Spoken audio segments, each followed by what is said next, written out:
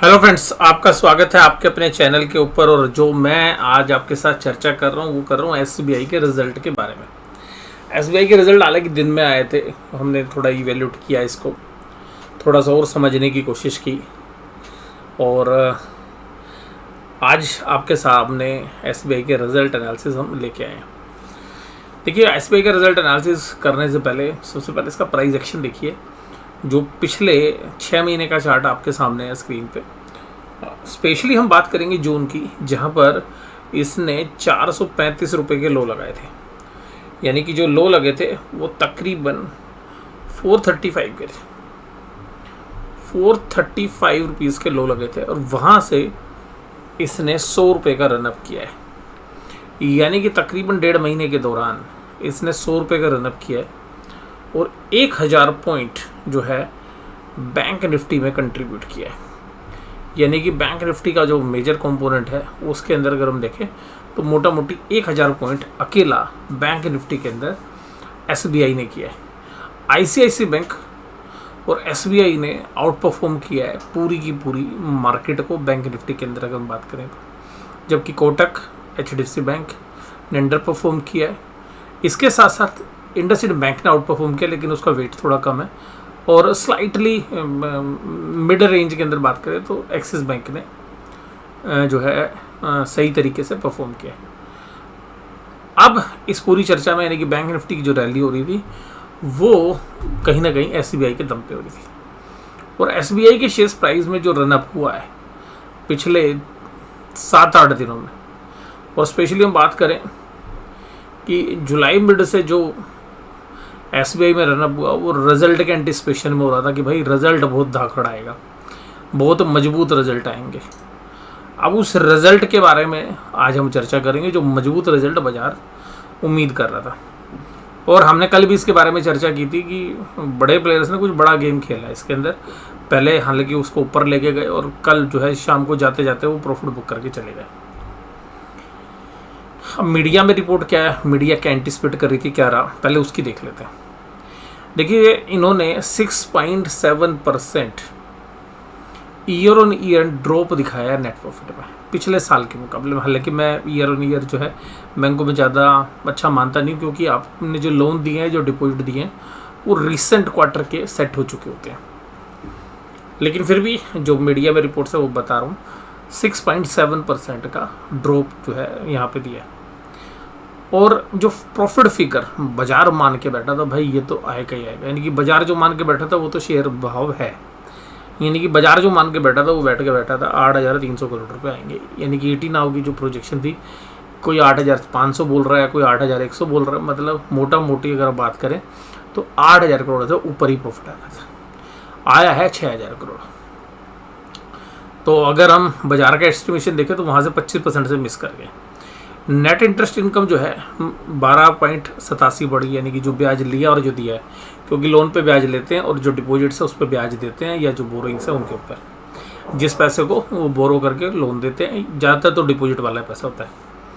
वो जो अमाउंट है वो 12.87% बढ़ा है, यानी कि वहाँ पे कंफर्टेबल हो, और ये पिछले साल के मुकाबले में। लेकिन बाजार इसको भी एंटिसिपेट कर रहा था 32,500। तो यहाँ से भी आप 1,300 करोड़ रुपए मिस कर दिया आपने। तो आपने दो जगह मिस कर दिया। टोटल प्रॉफिटेबिलिटी में आप जो है करीबन 2,300 करोड़ से मिस कर रहे हैं, और नेट इंटरेस्ट इनकम में 1,300 करोड़ मिस कर रहे हैं। यानी कि जो प्रॉफिट है उस फिगर को आप 2,300 करोड़ से मिस कर रहे हैं, और 1,300 करोड़ जो है आप मिस कर रहे हैं जो ब्याज लेने और देने का जो डिफरेंस है, क्योंकि बैंक की मेजर इनकम है। तो ये तो दोनों चीज़ें मिस कर दी। अब बाजार के अंदर जो रिजल्ट आए हैं उनमें एक चीज़ मैं आपके साथ बात करूंगा कि भाई असेट्स क्वालिटी कैसी। असेट्स क्वालिटी देखिए, पिछले साल तो सबकी खराब थी, ये हमें पता था सबके प्रोविजन घटेंगे इस बार। सारे बैंकों के रिजल्ट आ चुके हैं लगभग, और सबके प्रोविजंस घटे हैं। और इसी उम्मीद से एसबीआई से और ज़्यादा उम्मीद थी कि भाई सबके घट रहे हैं तो इसके भी घटेंगे, इसने के भी घटे हैं प्रोविजंस, नो डाउट। अब इसका प्रॉफिट गया का, ये चर्चा मैं आपके साथ कर रहा हूँ। लेकिन इस चर्चा को करने से पहले एक चीज़ समझ लो, आपको ना ज़्यादा दिक्कत होएगी नहीं। बैंक का तकरीबन 20% हिस्सा जो डिपॉजिट्स के रूप में मिलता है वो इन्वेस्टमेंट के रूप में रहता है। इन्वेस्टमेंट आप समझते हैं भाई, शेयर्स हो सकते हैं, बॉन्ड्स हो सकते हैं और बाकी इंस्ट्रूमेंट्स हो सकते हैं, जिससे कि जो डिपॉजिटर्स हैं उनके पैसे को प्रोटेक्ट किया जा सके। यानी कि अगर कभी भी कोई इमरजेंसी आए तो इमरजेंसी के अंदर उस पैसे को डिस्पोज ऑफ करके जो है डिपॉजिटर्स अगर कोई डिमांड करते हैं या कभी कोई ऐसी मिस हैपनिंग हो जाती है कंट्री लेवल के ऊपर कि भाई कोई इमरजेंसी जैसे हालात हो जाए, कोई वॉर जैसी सिचुएशन हो जाए, तो उस केस के अंदर बैंक जो है वो अपनी लिक्विडिटी को मेंटेन कर पाए। तो आरबीआई इस तरीके के प्रोविजंस रखता है। अब यहाँ पर जो पैसा है एसबीआई जनरली शेयर्स में कम रखता है क्योंकि सरकारी बैंक है। तो जो सरकार के जो बॉन्ड्स हैं यानी कि जो सरकार की गवर्नमेंट सिक्योरिटीज़ हैं उनको ये ज़्यादातर खरीद के रखता है। अब रेट ऑफ इंटरेस्ट पिछले क्वार्टर में तकरीबन 1 से 1.5% के बीच में बढ़ चुके हैं। अब ऐसे में क्या होता है, मान लीजिए कि गवर्नमेंट ऑफ इंडिया का एक बॉन्ड है, गवर्नमेंट का एक सिक्योरिटी है, बॉन्ड का मतलब है गवर्नमेंट की सिक्योरिटी, यानी कि गवर्नमेंट आपसे 100 रुपये उधार लेती है और उस पर आज की डेट में जो रेट है वो मान के चलते हैं कि भाई आज की डेट में 6% का रेट है। आपने एक बॉन्ड खरीदा 100 रुपये का, 6% उस पर ब्याज मिलता रहेगा। मान लीजिए परपेचुअल बॉन्ड है, परपेचुअल मतलब ज़िंदगी भर आपको ब्याज मिलता रहेगा। 100 रुपये आपने दे दिए, 6 रुपये आप कमाते रहिए, तो सरकार आपको 6% ही इंटरेस्ट देगी। बाजार में भी भाव 6% का ही है, लेकिन आगे चल के महंगाई हो जाती है और बाजार में 8% इंटरेस्ट मिलना शुरू हो जाता है 6 की जगह। लेकिन ये जो पुराने बॉन्ड हैं इन पर तो 6% ही मिलेगा।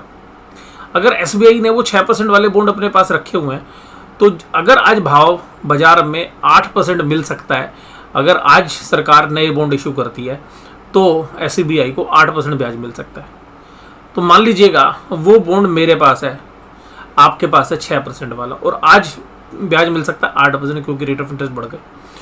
तो जो 100 रुपये वाला बॉन्ड होगा उसको कोई क्यों खरीदेगा। मान लीजिए मैं आपको कहता हूँ आप इस बॉन्ड को खरीद लो, आपको 6% ब्याज मिलता रहेगा, ये तुम रख लो और जो तुमसे 100 रुपये मिलेंगे उससे यार मैं नया वाला बॉन्ड खरीद लूँगा।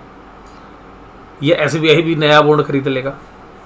तो अल्टीमेटली क्या होगा कि ये जो बॉन्ड है जो नया खरीदा जाएगा उस पर तो 8% ब्याज मिल रहा है, पुराने पे 6% मिल रहा है।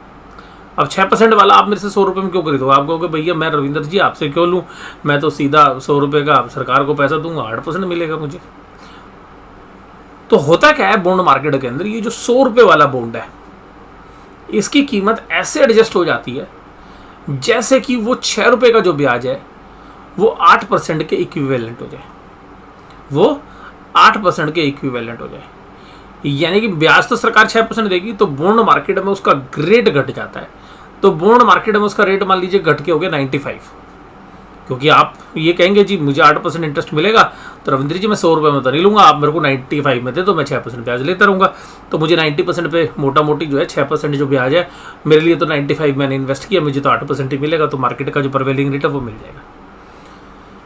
तो मैं पिछले 1-1.5 साल से आपको ये बोल रहा था कि रेट ऑफ इंटरेस्ट बढ़ने वाले, इसलिए डेट म्यूचुअल फंड में पैसा मत लगाइए, डेट म्यूचुअल फंड में पैसा मत लगाइए, क्योंकि डेट म्यूचुअल फंड भी गवर्नमेंट सिक्योरिटीज़ में या बाकी कंपनीज की सिक्योरिटीज़ में पैसा लगाते हैं तो उन म्यूचुअल फंड्स की भी वैल्यू घट गई। इसी तरीके से एसबीआई का भी जो ट्रेजरी बॉन्ड्स हैं यानी कि जो सरकार के गवर्नमेंट ऑफ इंडिया के बॉन्ड्स हैं, मान लीजिए वो 50,000 करोड़ के, वैसे तो इनके पास तो बहुत बड़ा अमाउंट है, इनके पास तो 10 लाख करोड़ के आसपास के, तो वो अमाउंट घट कर मान लीजिएगा वो बॉन्ड्स हैं, अब रेट ऑफ इंटरेस्ट बढ़ेंगे तो उन बॉन्ड्स की कीमत क्या हो जाएगी, कम हो जाएगी। तो बाजार में जो उसकी कीमत कम हो जाएगी तो वो जो कीमत कम होती है उस कम कीमत को भी फाइनेंशियल अकाउंट्स में दिखाया जाता है, यानी कि जब हम बुक्स ऑफ अकाउंट बनाते हैं। एसबीआई को वो जो बॉन्ड्स रखे हुए थे रेट ऑफ इंटरेस्ट बढ़ने की वजह से तकरीबन 7,000 करोड़ के आसपास का, 6,500 करोड़ के आसपास का फिगर है। तो 6,500 और 7,000 करोड़ के बीच में, क्योंकि वो एडजस्टेड फिगर्स हैं, 6,500 करोड़ रुपए का वो मार्क टू मार्केट का मतलब होता है M2M, यानी कि उसको मार्क करेंगे मार्केट के हिसाब से, उस पर निशान लगा देंगे, जो मार्केट का भाव है वो कीमत लगाएंगे, और जितना वो वैल्यू घट गई है वो वास्तव में कंपनी का लॉस है। अब वो लॉस में तो नहीं शो होता है, जो अदर इनकम्स की फिगर्स होती है, जो मिसलेनियस इनकम्स होती हैं, उसमें से उसको घटा देते हैं।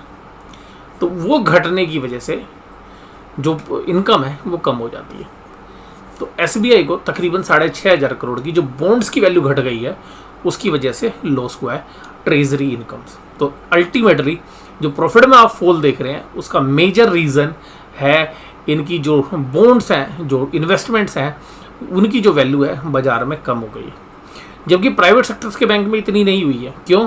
क्योंकि प्राइवेट सेक्टर्स के बैंक शेयर्स या गोल्ड या बाकी जो इन्वेस्टमेंट्स है उधर भी एक प्रॉपर अमाउंट लगाते हैं।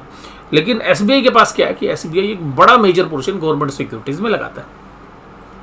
एसबीआई को इसका बेनिफिट भी मिल रहा था। जब रेट ऑफ इंटरेस्ट घट रहे थे तो इनकी बॉन्ड्स की वैल्यू हर बार बढ़ के आती थी, तो तब एसबीआई एंजॉय भी कर रहा था। इस बार एसबीआई को ये मार लगे और हमें इस बात का आभास पहले से था।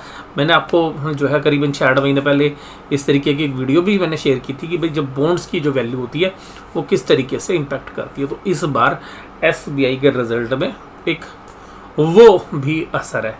तो एसबीआई के इस रिजल्ट को एनालिसिस हम करेंगे।